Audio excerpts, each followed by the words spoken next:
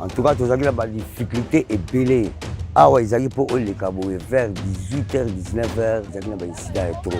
Le projet à chef de l'État mingi que Simba vers 145 territoires et c'est au Simba. Et ça n'a pas tata ba kufa na tension. Donc atalika lupango ndenge liami na érosion akufi pe ba kuliye ba misusu pe ba kima na ilika kaka ke nzamba ko sala un jour. Tozalaki na difficulté makasi. Toujours moi na courant o ite nzela o epe ezate. Il y avait le moment où on peut rester 2 semaines dans une salle de classe où nous avons seulement 4 ou 5 élèves seulement parce qu'on avait chassé les autres. Toyotoka mai koleka mbongo oyo toyotambola na transport. Po mai oyo biso na malweka awa ezalaki otiki 10 000 francs po tika na 5 000 francs l'eau. Lorsque nous sommes arrivés, le professeur conditionnait la réussite à l'achat des ouvrages.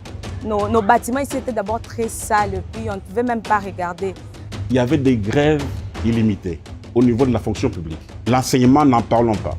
Et sa vision des peuples d'abord n'est pas une fiction, mais c'est une réalité. Je voudrais vous rassurer que l'amélioration des conditions de vie de mes concitoyens demeure au cœur de mes priorités quotidiennes.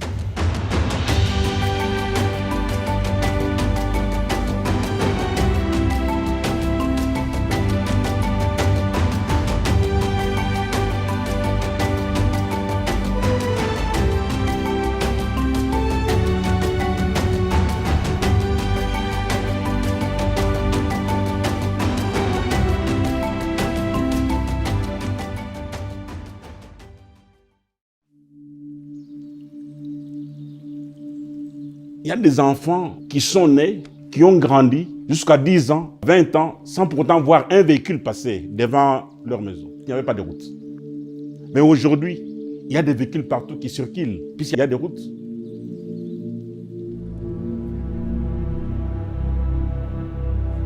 Ce projet nous a permis de relever un grand défi. Il y a à peu près 635 infrastructures, par exemple, au niveau de la CFF, mais nous n'exécutons pas seuls dans le pays. Nous avons la province de l'Ouest. Le BSECO a une partie à l'est et une partie au sud, et le PNUD a une partie au centre. Le PNUD a à charge 54 territoires sur les 145, dont sur 9 qui s'étendent sur 9 provinces. Et nous avons aussi à charge la construction de 764 infrastructures qui sont essentiellement des écoles, des centres de santé et des bâtiments administratifs. Et c'est la première fois dans mon expérience de développement en Afrique au sud du Sahara que je vois un gouvernement investir autant d'argent de façon simultanée dans autant de localités en si peu de temps. Il y a même des localités dans lesquelles les gens n'ont pas vu l'État du tout. Ramener les services à ces endroits, pour nous, représente des réponses adéquates, également aux problèmes d'emploi auxquels les communautés congolaises sont confrontées. C'est un projet qui comprend 4 phases. La première phase, bien sûr, c'est la construction des écoles, des centres de santé et des bâtiments administratifs. La deuxième phase porte sur la réhabilitation des voies de desserte agricoles. Pour la CFF, c'est 11 000 km. Pour la phase 1, bien sûr, ça fait 635 infrastructures à notre niveau, dont 360 écoles, 232 centres de santé et 43 bâtiments administratifs. La troisième phase, qui est une phase aussi importante, c'est la construction des infrastructures énergétiques rurales. La quatrième phase, la phase agricole, le développement des chaînes de valeur ainsi que la construction au profit des administrateurs du territoire. Mais pour le moment, il y a les réalités. Il y a bien tu vas kinga, tu vas mais à ce moment, il y a tout bas, il y a Sony et projet me commenti na fin, bet ya kuvanda na kiwondo disons l'Ancien Testament, vous voyez bet me baka bâtiment yamba ya kitoko. En tout cas, le rêve est devenu réalité. Et voilà que tous les travaux sont finis. Les habitants ils sont très contents. Je rencontre beaucoup d'élèves qui me promettent de venir s'inscrire ici. Le PDL, c'est le genre de programme que nous avons toujours demandé au gouvernement africain. Pour nous, ça représente un projet porteur, un projet de transformation que nous devons soutenir. Asante sana. Jo hii kazi ilitusaidia sana, haisaidie tu watoto yetu na shehe ilitusaidia, ile makuta tulianza kupata ilitusaidia kufanya vitu vya mingi. Nous sommes tous satisfaits puisqu'on ne s'attendait pas à voir une très belle jolie école qu'on vient de nous donner. Mungu amsaidie pa kutusaidia pa kukwe upitalo, tulianza kwenda mafuashi ya kwa chana bantu bengine baraza kuzaria panjia juu ya kukosa upitalo. Le gros défi a été celui lancé par le chef de l'État, celui de dire je veux que ces infrastructures soient lancées au même moment et nous y sommes aujourd'hui. Le chef de l'État, il est dans la logique du peuple d'abord. Le peuple gagne quand il trouve de l'emploi. Le peuple gagne quand il arrive à scolariser ses enfants. bakoko na ngai bazotanga ofele tango nazaki liboso nazako kokate mais lelo oyo bazotanga ofele na gratuité kobota pe comme ofele losaka lo wanji wa kiso onangelo washwe ekomena kambo wasala we. La gratuité marche partout où nous sommes passés. Les parents très contents. J'ai vu des drapelés, j'ai vu des pagnes en l'air pour remercier le chef de l'État. C'est de la réalité. Nous le vivons et eux-mêmes le vivent. Tous ceux qui se font inscrire au primaire ne payent absolument rien. Mais là, vous trouvez un chef d'établissement qui vous dit non, si vous ne payez pas un acompte de 20 000, je ne prends pas. Dénoncez-le. Il y avait le moment où on peut rester 2 semaines dans une salle de classe où nous avons seulement 4 ou 5 élèves seulement parce qu'on avait chassé les autres pour non-paiement des frais. Actuellement, avec la gratuité, aucun élève n'est chassé, pas même un 50 francs qu'on peut demander dans une école. Et on n'a plus de difficultés par rapport à nos préparations de matière, nos prévisions et consorts. Nous le faisons à l'aise et nous n'avons pas de problème, nous ne rencontrons plus de difficultés dans ce sens-là. L'année 2022, nous avions reçu un supplément de 5 millions d'élèves au primaire. Mais l'année qui vient de se terminer, nous sommes à plus ou moins 6 millions de plus. À côté de cela, il faut bien le recevoir, il faut les instruire selon les règles, je voulais dire. Les écoles n'avaient pas de frais de fonctionnement, de frais qui permettaient aux écoles d'acheter des fournitures, de matériel didactique, entre autres des livres. Mais au moment où nous vous parlons, c'est chaque mois que les écoles perçoivent leurs frais de fonctionnement. Nous décourageons vraiment le prophète des malheurs. La gratuité, elle est vraiment réelle et effective. Je ne sais pas qu'est-ce qui pourra arrêter encore ce train de la gratuité. On a même surnommé le salaire d'attente de Bembango. On s'est demandé, Bembango est colonie parce que ça pouvait prendre même 2 mois. Mais maintenant, au moment où nous vous parlons, il n'y a plus de retard. D'ici là, dans 5 ans, les 5 millions qui sont entrés aujourd'hui, les 6 millions, vous aurez des intellectuels parmi eux. Et ils diront merci à Fatih.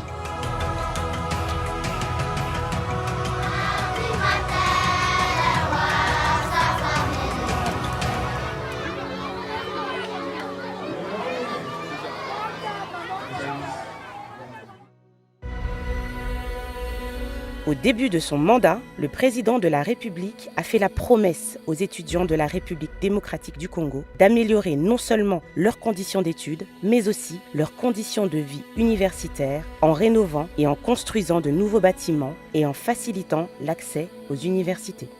Je suis très ravie de voir toutes ces œuvres venant de notre président de la République démocratique du Congo. Les infrastructures qui existent aujourd'hui, ce ne sont pas les mêmes. Avec le Wi-Fi, ça nous permet vraiment de faire nos recherches, d'entrer, de naviguer et on a une très bonne connexion. Le chef de l'État s'est dit d'améliorer les conditions d'études. Ce n'est pas seulement l'IPEN, l'INBTP, l'INIKIN aujourd'hui a profité avec ça, avec le jeu de la francophonie.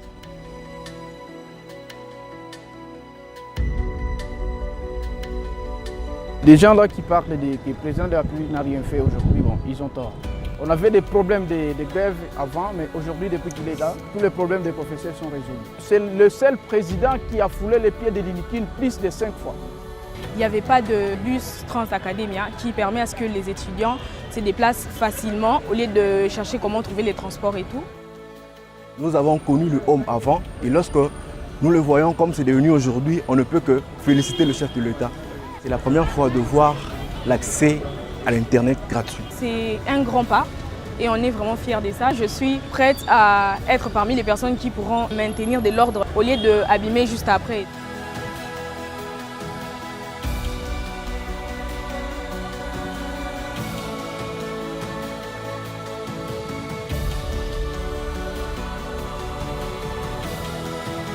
Nous sommes dans ce secteur plus de 30 ans. Quand nous essayons de comparer par rapport à ce qui a été fait avant et ce que le chef d'État vient de réaliser en très peu de temps, nous ne pourrons que dire que sa vision est une vision réelle.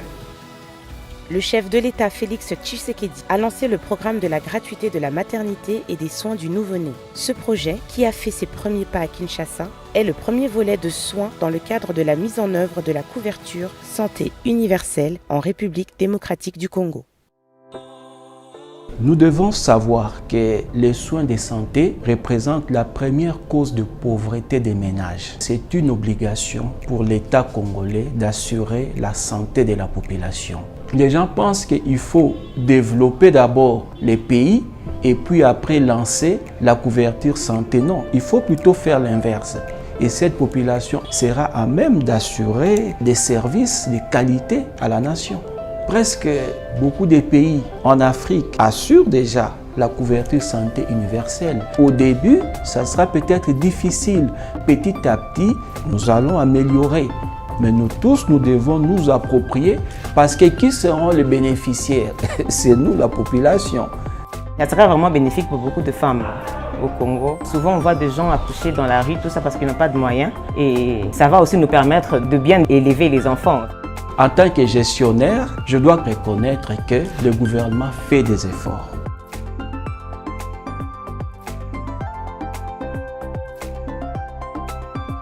Le salaire de base, la prime des risques est assurée par le gouvernement. Quand je vois ce qui s'est fait au niveau du pays, Mama Yemo par exemple, l'hôpital de Kanchachi, il faut applaudir. Je pense qu'il faut féliciter ce courage du chef de l'État de se lancer dans cette voie.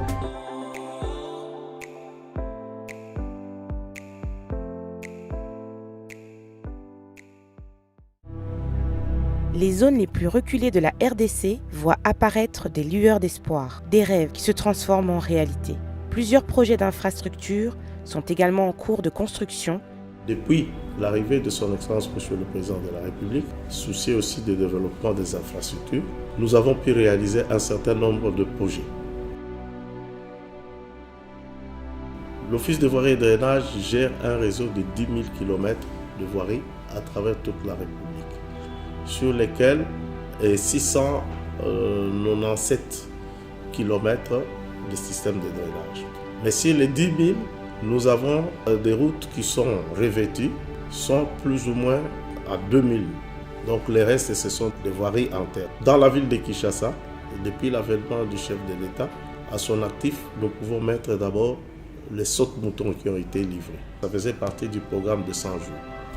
Nasali 30 ans à Kinshasa. Awa pona kolekeza ki problème. Embouteillage ba accident kili mais banda papa président seli biso eloko oyo. Biso ba mama to sepeli to pese mokakoswa. Po tozana kondima kosala isusu ebele koleka oyo. Actuellement, nous pouvons nous situer à plus ou moins 40 km de voiries qui ont été réhabilitées dans la ville de Kinshasa.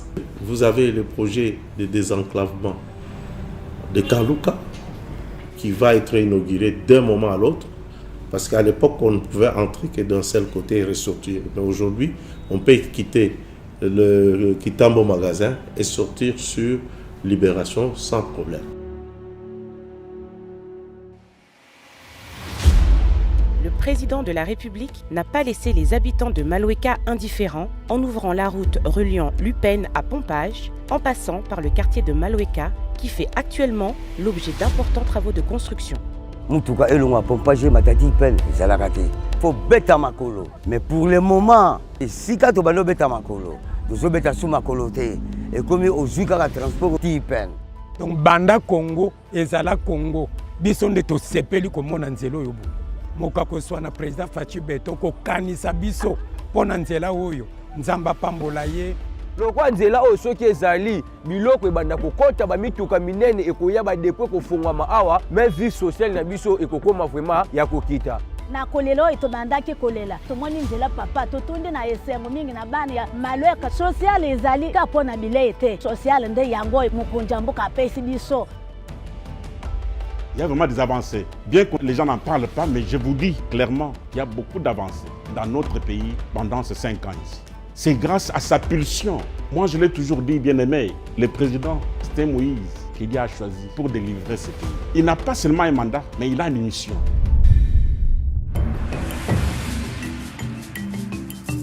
L'un des chefs-d'œuvre du président de la République est la construction de la route Elenguessa, qui était inexistante depuis l'indépendance de la RDC. 60 ans après, l'avenue Elenguessa renaît de ses cendres grâce à la volonté politique du président Félix Tshisekedi Tshilombo.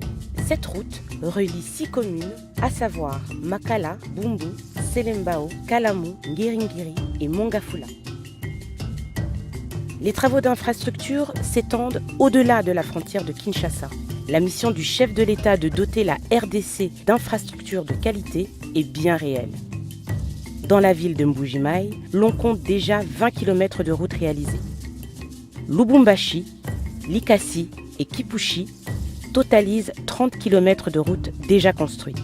À Bwende, on compte déjà plus de 5 km de routes réhabilitées en terre battue avec assainissement.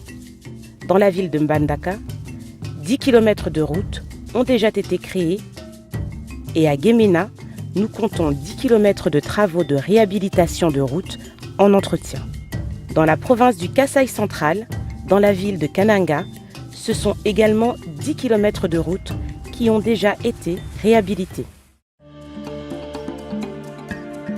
Le bitumage de 86 km du tronçon compris entre Kolwezi et Dilolo, désormais disponible pour les échanges commerciaux. Le Lualaba fait désormais partie de l'une des nouvelles provinces de la RDC sous le régime Tshisekedi à avoir résolu le problème en fourniture d'énergie électrique. Il est doté d'une centrale de 240 MW, dont 170 sont réservés à l'exploitation minière et 70 au réseau national sous la direction de la Société nationale d'électricité afin de desservir une population avoisinant près de 2 570 000 habitants. Le plan d'électrification nationale se poursuit grâce notamment à l'achèvement des travaux de construction du barrage de Kakobola de 10,5 MW à Kikwit dans la province du Kwilu. En matière d'érosion, il est important de savoir que 15 des 26 provinces de la RDC sont menacées par des têtes d'érosion qui ont causé beaucoup de dégâts à la population, avec des pertes de biens et même de vies humaines. Aujourd'hui, grâce au programme de lutte anti-érosif initié par le président de la République et exécuté par l'Office des voiries et drainages, plusieurs têtes d'érosion à travers la RDC ont été absorbées. À Kinshasa, il s'agit de Kindele dans la commune de Lemba, Mamankoko dans la commune de Mongafula. Dans le Grand Kasaï, près de 3 grandes têtes d'érosion ont été absorbées à Mbuji-Mayi et 8 érosions au Kasaï central. L'accès à l'eau potable et aux installations sanitaires reste un problème urgent en RDC. Le président Tshisekedi a donné la priorité à la résolution de ce problème en lançant des initiatives visant à améliorer les infrastructures d'approvisionnement en eau et d'assainissement, telles que la construction d'une usine de traitement d'eau de Binza Ozone de 330 000 m3 par jour à Kinshasa, ainsi que la construction d'une usine de captage et de pompage d'eau de Lembaimbu de 220 000 m3 par jour à Kinshasa, et encore tant d'autres à travers la République.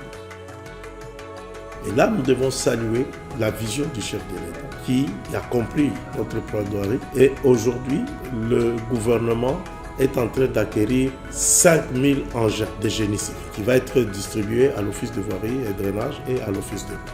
C'est dit jamais vu. Vous avez la route Kulumba qui est en train d'être faite, qui va permettre de prendre en charge les gens qui quittent l'aéroport au lieu de passer par Lumumba, et on ressortira sur Poilou. Et les travaux sont en train de se faire.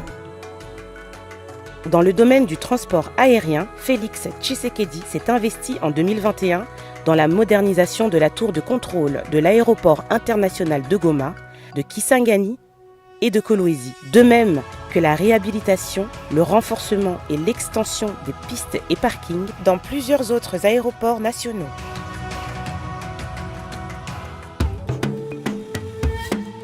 Pour stimuler l'entrepreneuriat, qui est l'un des moteurs de l'économie, le président de la République a également mis en place plusieurs structures de financement des entrepreneurs en République démocratique du Congo. FOGEC en sigle, qui est une institution mise en place pour pouvoir régler la question de l'accès au financement des entrepreneurs. Et quand on fait une analyse des problèmes qui minent l'entrepreneuriat, pourquoi il y a autant de difficultés ou pourquoi il n'y a pas assez de progression, pourquoi on ne va pas loin, une des causes était le problème d'accès au financement. On a déjà réalisé 3 cohortes de financement. À ce jour, nous avons près de 132 entrepreneurs déjà qui ont été financés pour un montant total de 2 400 000 environ. Mais nous sommes beaucoup plus fiers des conditions bancaires que nous avons obtenues pour eux. Parce qu'il s'agit de FOGEC qui donne sa garantie pour que l'entrepreneur soit financé par la banque. En fonction de l'activité à mettre en place et les moyens en matériel, nous analysons la période à accorder, qui va entre 2 et 6 mois, pour donner le temps à la personne de monter son usine et de commencer à générer de revenus et à nous rembourser à partir de ces revenus-là. Je pense que le chef de l'État, il mérite tout notre respect. Grâce à l'ordonnance loi numéro 22/030 du 8 septembre 2022 relative à la promotion de l'entrepreneuriat et des startups, la liberté d'entreprendre est reconnue sur l'ensemble du territoire de la République démocratique du Congo. L'économie est le poumon d'une nation. Ainsi, le développement d'un pays dépend de son économie. Le peuple gagne quand il arrive à vivre d'une certaine manière qui soit meilleure par rapport à ce qu'il vivait avant. En mettant en place les zones économiques spéciales, c'est pour créer des emplois. Parce que l'objectif des zones économiques spéciales était d'améliorer les climats des affaires pour que les investisseurs viennent transformer les produits localement, créer des emplois, les conditions de vie de nos populations puissent changer. Donc si aujourd'hui, on peut parler des zones économiques spéciales en Afrique, il faut compter aussi avec la zone économique spéciale de Kinshasa parce qu'aujourd'hui, elle est opérationnelle. Sur l'initiative du président Félix-Antoine Tshisekedi Tshilombo, la RDC pourra désormais produire ses propres carreaux et bien d'autres articles commerciaux à travers la zone économique spéciale de Maluku. Les carreaux qui sont en train de sortir chez nous ici, c'est pratiquement entre 4 et 5 $. Alors que sur le marché, les faïences importées, nous achetons au-delà de 9-10 $. Les gens qui sont en train de construire, au lieu d'attendre plusieurs mois les cargaisons qui viendront de la Chine ou d'ailleurs, ils vont passer leurs commandes directement à Kinshasa. Dire que nous pouvons aussi amener nos carreaux dans d'autres pays. Le président de la République a fait de la lutte contre la corruption et les détournements du trésor public son cheval de bataille afin de mobiliser les recettes et de renflouer les caisses de l'État pour le bien-être de la population. Pour une meilleure mobilisation des recettes, le chef de l'État a lancé la construction d'un centre financier à Kinshasa. Ce centre va regrouper l'essentiel des administrations du ministère des Finances, du Budget, ainsi que des 3 régies financières qui auront sur place leurs administrations en total ou en partie. Depuis l'arrivée de son Excellence, Monsieur le Président Félix-Antoine Tshisekedi Tshilombo, nous avons vu des avancées significatives au niveau de la culture. Les 9e Jeux de la francophonie qui ont été un succès franc pour le pays. Et cela a redonné de l'espoir à cette jeunesse congolaise.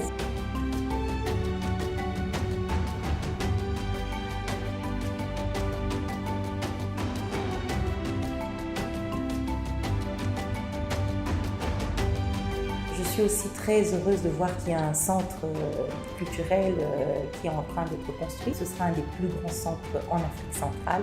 Il y a un point très important, c'est le fait que la rumba soit aujourd'hui classée patrimoine immatériel à l'UNESCO. C'est une grande avancée. C'est quand même notre point fort, la musique, mais après c'était négligé. Voir un président de la République pencher sur la culture, je pense que les artistes, nous devons aussi prendre conscience. On met à notre disposition un centre qui va nous permettre de réaliser également nos activités sans pour autant se mortifier pour aller louer les espaces, quelque chose qui nous stresse avant les activités.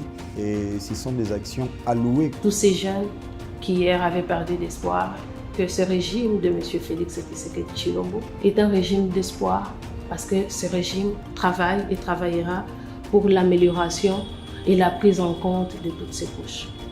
Je voudrais que notre peuple se mette en tête que Les voyages du président, ce ne sont pas des voyages qui lui font plaisir. Il le fait pour être là où se discute le sort du Congo. Là où se discute le sort de votre pays, quand vous n'y êtes pas, ne soyez pas rassurés qu'on discute des choses qui vont dans le sens où vous aurez bien voulu que ce soit. Le Congo a 9 voisins et le Congo a une géopolitique tout à fait particulière parce qu'il faut gérer les problèmes des 9 voisins en bilatéral et en multilatéral. Et le président s'est tiré d'affaire parce qu'il a présidé le mécanisme régional de suivi à l'issue du sommet qu'il avait organisé lui-même avec brio à Kinshasa. Le président a présidé la SADC, une organisation régionale dont il vient de passer la main à son homologue angolais. Le président de la République a dirigé la CEAC. Le président de la République est en voie de diriger d'autres instances internationales pour porter haut la voix de la République démocratique du Congo. On a vu le président de la République discuter avec le Fonds monétaire international, avec à la clé un décaissement de plus ou moins 3 milliards de dollars au tout début de son régime. Donc c'est vous dire que chaque voyage était porteur de quelque chose et chaque voyage était significatif dont il faut se rendre compte à l'évidence. C'est pour la première fois d'ailleurs, quand ça concerne l'histoire de notre pays, que par rapport au secteur de la sécurité de ce pays, dans l'espace de 9 mois seulement, et au jour d'aujourd'hui, nous avons plus ou moins 45 000 recrues qui sont en formation et qui vont sortir sous peu comme des militaires à part entière des forces armées de la République démocratique du Congo. Vous avez certainement vu dernièrement la marche d'endurance de la garde républicaine dans la ville qui a redonné à la population la confiance dans son armée.